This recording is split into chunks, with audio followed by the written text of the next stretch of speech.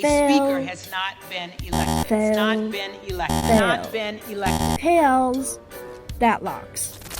Kevin McCarthy finally secured the race for House Speaker after 15 ballot rounds, the longest race in over 100 years. Who is Kevin McCarthy? McCarthy is a social savant, remembering names of colleagues, their partners, and even birthdays.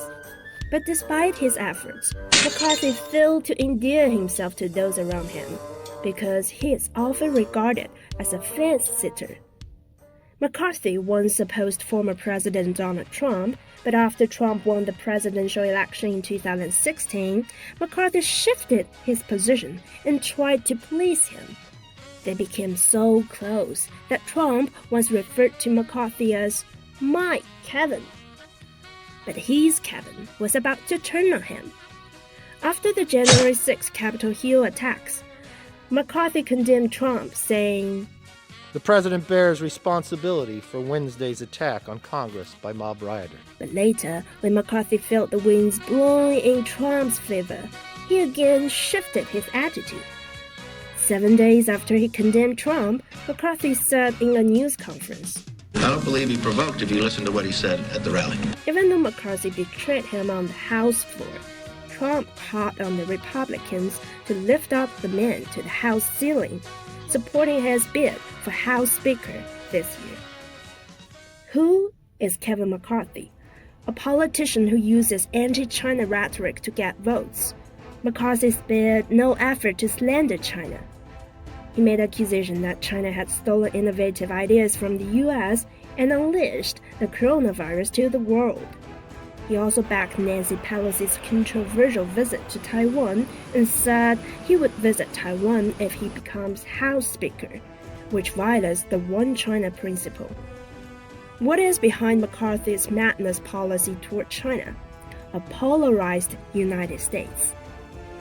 Taking China as an enemy has become an unwritten rule of survival in the U.S. Congress. The ghost of McCarthyism still haunts Washington.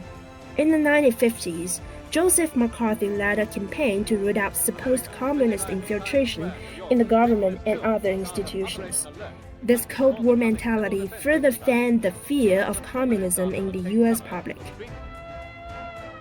After half a century, the baton has passed to the man who bears the same name. Now, Kevin McCarthy has carried on this spirit of paranoia and discrimination to target China. And the rise of the Chinese Communist Party. Congress must speak with one voice on both of these issues. 15 round ballots have already made McCarthy a laughingstock in the U.S. Congress.